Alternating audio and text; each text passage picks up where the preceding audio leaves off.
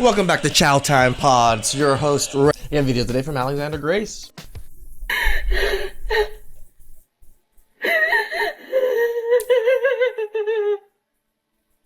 It's so hard for me to do that lip quiver. I definitely can't do it.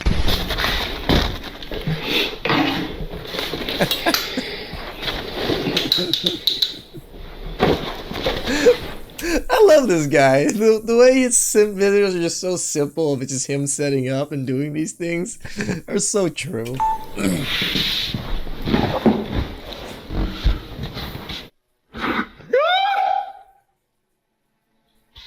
He can't do the lip quiver either.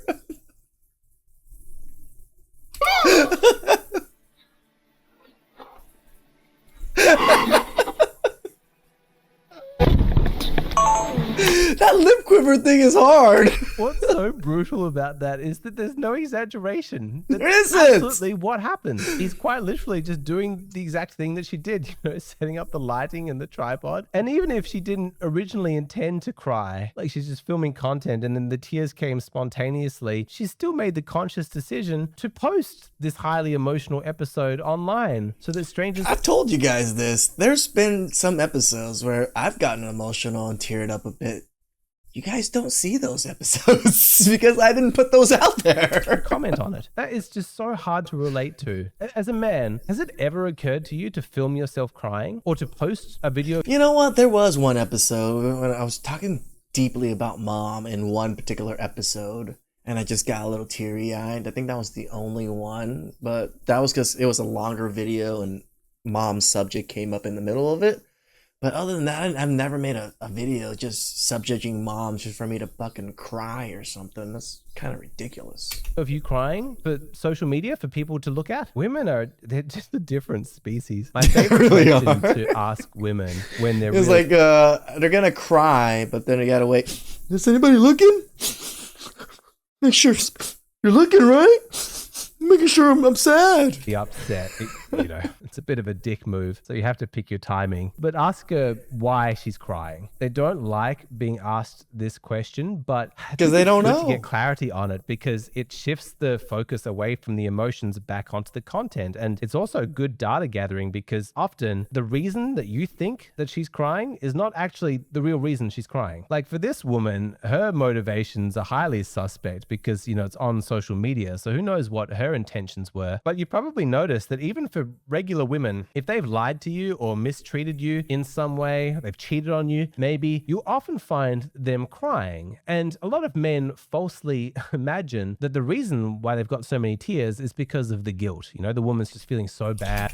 As we were growing up, that's what we were kind of taught and led to think, right? That, women crying is because they're guilty or because they're sad, right? It's not because, they're trying to get out of trouble. About how she treated you. She just can't believe that she did what she did. It hurts her to know that she hurt you. But then, sure, have that assumption, but verify it, Ask her, check to see if that's actually the case. Ask her, why are you crying? You often find it's got nothing to do with that. She's upset because she feels like you're being mean to her, by holding her accountable.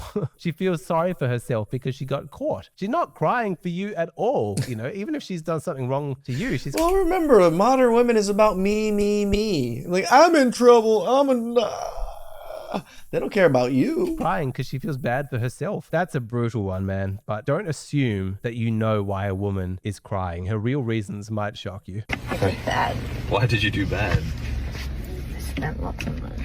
Oh? What's wrong? What's wrong with spending lots of money? This was a lot. How much did you spend? Just tell me. Yeah? That's good though. When was the last time you ever spent this much money on yourself? Well, a long time. A very long 100 of Probably it like was 2 days my ago. nails. Okay, so you spent $500 because I'll pay for your nails. No. Do you want me to pay for your hair as well? No. You sure? I can do it. You can do it. And I see you got some shoes. That's got some exciting. shoes. I see, that's very exciting. I can't wait for... How can a guy act like I cannot be this nice or this the way this guy is? I just can't. I'd be like, wait, you did what? Why the fuck are there brand new shoes in the back? Did you just get new shoes? For sure. All right. Let me explain what happened here. That childish delivery that she had, that's not an accident. You understand? Like, she's being all soft and cutesy, and that's well practiced. That's probably the same way that she used to interact with her dad when she was a little kid and she spilled her breakfast on the ground, and she'd like go to her dad with big eyes and be like, sorry, dad, like let me confess what I did wrong. And the boyfriend is acting like the dad. He's like reassuring her, no, that's fine. Like, you didn't do anything wrong. This is good, actually. Even though, I mean, she spent $500 on nails. That's fucking insane. But leave. That is fucking insane. What the actual fuck?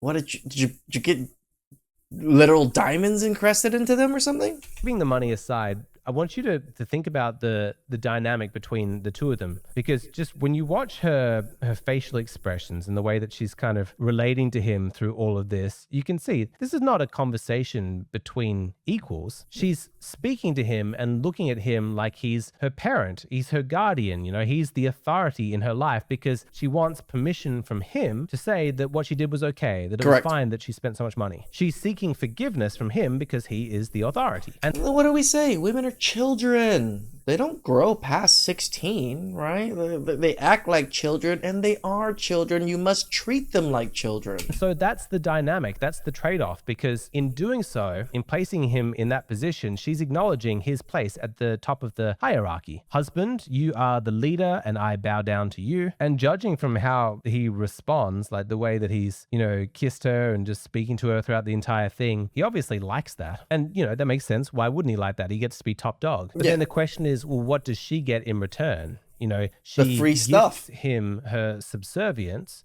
but what does she get? What's her role in all of this? Well, she gets the privilege of having no accountability. You know, she gets the freedom to make ridiculous spending choices and mistakes, and she'll be forgiven. I can't be expected to not spend $500 on my nails. I can't be expected to not, you know, spend a whole bunch of money. I'm just a cutesy little woman. You know, the numbers were so big, they were confusing. I couldn't hold all of that information. I've literally had a woman say that to me. The numbers are just so big. It was overwhelming. Fuck me. I guess my life is pretty much the internet right there. Information in my little brain. It's not real. I don't buy for a moment that she's not capable of understanding when she's spending too much money, but it's an act that she's putting on, you understand? Like, that's the trade-off that this couple is obviously made with each other. She gets to do irresponsible things without consequence, and in return, he gets to be in charge of her. It's a sort of toxic, bastardized version of a traditional masculine-feminine dynamic, but instead of getting like caring or nurturing from her as her expression of femininity, instead you get a lack of accountability and entitlement. And from him, instead of getting strength and leadership and direction, what you get in its place is a complete lack of standards and not holding her accountable, you know, just platitudes and reassurance and you know, zero standards at all. Personally, I think it's gross. I would not find this kind of relationship enjoyable, because I don't find dumb women to be attractive. If a woman's like pretending to me that, you know, oh, like I couldn't know that I was spending so much money, I would lose respect for her. I wouldn't be attracted to that. I don't find stupidity to be feminine, but I also don't believe that this is real. I think the whole thing is an act that they're both putting on. It's a performance, and they're both complicit in it. You know, they're kind of like no, I mean, sometimes men to feel like a little bit more superior, and women like acting all kitty like. Yeah, it feels nice. It does. Dependent in acting out this role for each other, because they're both invested in avoiding the conversation that they should be having, which is him saying, why are you so bad with money? And her saying, why do you let me get away with it? Yes, that would create a fight, but it would be a hell of a lot more intimate between the two of them, a lot more real than whatever the hell this farce was. I love when I meet a guy for the first time. Okay, we're being flirty. I'm giving him the eye contact, the smirks, the giggles. Oh, he's eating it up and he has no idea that I'm fucking insane. Yeah, maybe. We knew. Or maybe men's expectations for women have just fallen so low that you being insane doesn't actually register for him as a novel event. You're just one insane woman in a long list of insane women that he's had to deal with. Like, be honest, guys, when you match with a woman on Tinder or you meet her for a first date, are you expecting I've never thought I'm about to meet the most sane person ever. her to be well adjusted? Is that your fucking baseline no. expectation for women these days, that they're just going to have this robust... You know, when I do meet a well-adjusted woman, I am shocked. I literally tell them this. Every time I've met a well-rounded, well-mannered woman, I'm just completely shocked. I don't really meet very many women like you. Mental health. It's a blind date and you see her at the restaurant and you walk up to her and you're just fully expecting her to be rational, calm and grounded, in control of her emotions, no baggage or trauma. I don't think there's any men who expect that anymore. So you being insane, yeah, that's what we've come to expect. A lot of guys are in the dating market fully expecting the women that they meet to be crazy. And they're just hoping that the True. craziness is not going to be too much. Or Yes.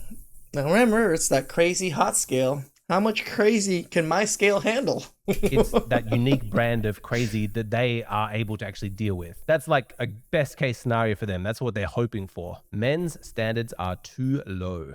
Is my wife hot? Yes. Does she maybe spend a little bit too much money on clothes to do what she thinks she needs to do to maintain that hotness? For sure. Absolutely not. She's hot. She can do whatever she wants. In fact, I am just grateful that she decides to be with me. Dude. And I don't even... That's one of the saddest things.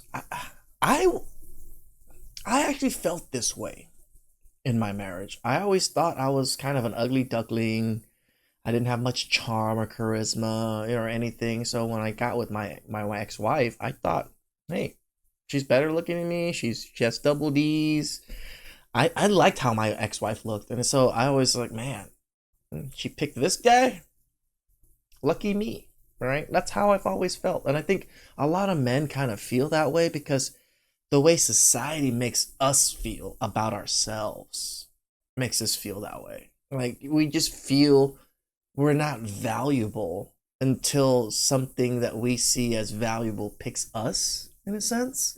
Not saying that they're valuable, but we see them as valuable. And if they don't pick us, we don't see ourselves as valuable. It's a horrible thing as men. notice all of the boxes that I have to collapse and put in the recycling every single day. I really hope that that's a parody. Was that real? Is that just comedy? I think it's because real. I fucking hate guys like this. If that was for real, then dude, stop congratulating yourself. Yeah, no. Again, when I was in my marriage, I was an idiot, dumbass. Pretending like you're doing something virtuous by holding zero standards. When you say that your wife can do whatever she wants, that's not a flex. That's just a confession. Not the whole doing whatever you want thing, but the thinking that I'm so lucky that I'm with her. That was what I was kind of getting at. You're too much of a little bitch to actually hold any standards. Also, have you noticed that his whole monologue would have been considered sexist just a couple of decades ago? Like, my wife is so hot, she can do whatever she wants. You know, women's lib back in the day would have been like, how dare you objectify her and reduce her to her looks? This is so infantilizing. Nowadays, you know, a husband like this is the dream. You know, the guy who just shuts up and knows his place and lets her spend his money. Even if this clip is fake, I can't tell sometimes. That change is absolutely real. Women didn't like the old style of feminism because when they were dating like a man who was a genuine ally, who really believed that women were capable and could do anything that a man could do, there's a lot to live up to. You know, suddenly she has to be held accountable. She has to do equal work. She's like, no, fuck that. That's why new feminism doesn't look anything like that. It's just, it uses the same arguments that justified the original waves of feminism in order to justify behavior in third wave feminism that looks nothing like how it used to. It's all of the privilege without any of the accountability. And also, guys, never be like this dude. Say, like, I'm just so grateful she chooses to be with me. You're just giving her permission to divorce you and to take... Example number 1.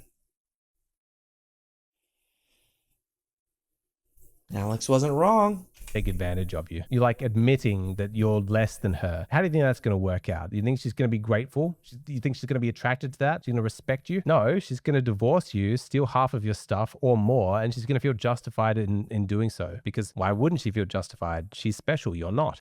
It is sad that men are made to not feel special. Men are made to feel like, oh, you're nothing. You're dirt. You're the ground beneath everything, unless you become something, become a mountain, become a river, become, whatever the fuck people want you to become, right? That's men.